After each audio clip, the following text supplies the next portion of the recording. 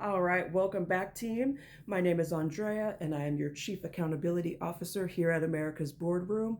And I am first holding accountable the Phoenix Sons of Mercury and the Karmic Klowns that involve themselves in my personal life.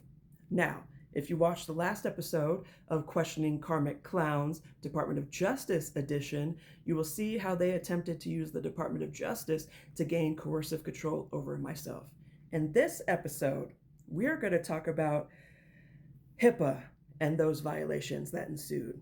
So strap on in as I read this post as well. All right.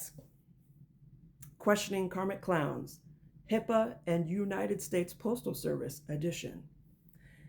As I will say in each video, while Questioning Karmic Klowns might sound unserious as a title, it is my personal way of discussing the trauma I've had to endure over the last 20 years from these abusive narcissists, but it makes me laugh and it gives me the ability to talk about these things a little bit easier, but I am in no way making light of domestic violence and or human trafficking. So, let's get started, shall we?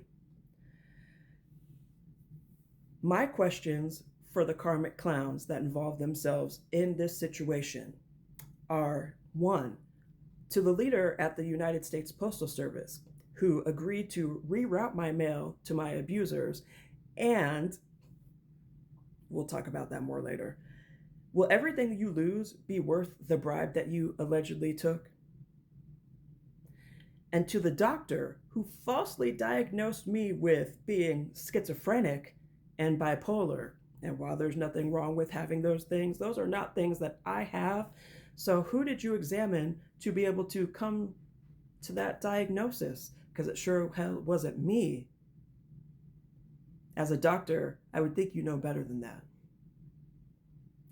But since you don't, will the license revocation, medical malpractice, and the prison time you might receive, will it be worth it?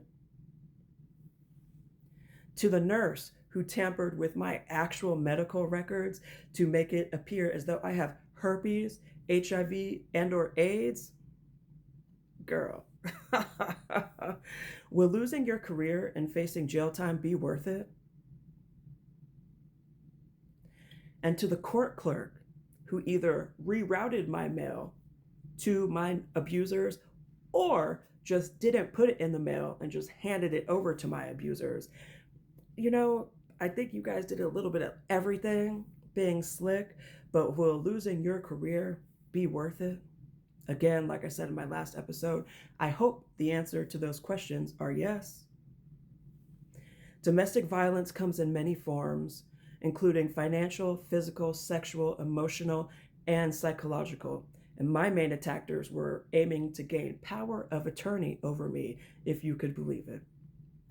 And coercive control is a form of abuse where the main goal is to degrade, isolate, and deprive victims of their basic human rights to physical security, dignity, and respect, putting the victim in a state of fear and terror and entrapment.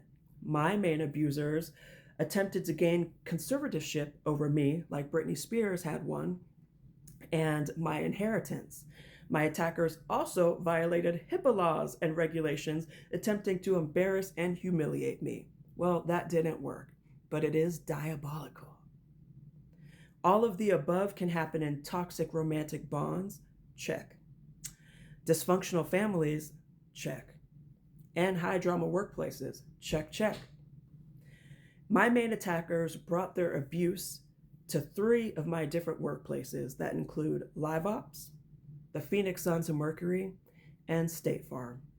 Within each workplace, my abusers contacted managers, co-workers to spread vile rumors, lies, and humiliate me, in addition to cause ruin to relationships and friendships, and even attempting to get me terminated. Unfortunately, they did personally affect me at all three places, but in different ways. And I will talk more about that in the next episode. I hope to see you there. Bye.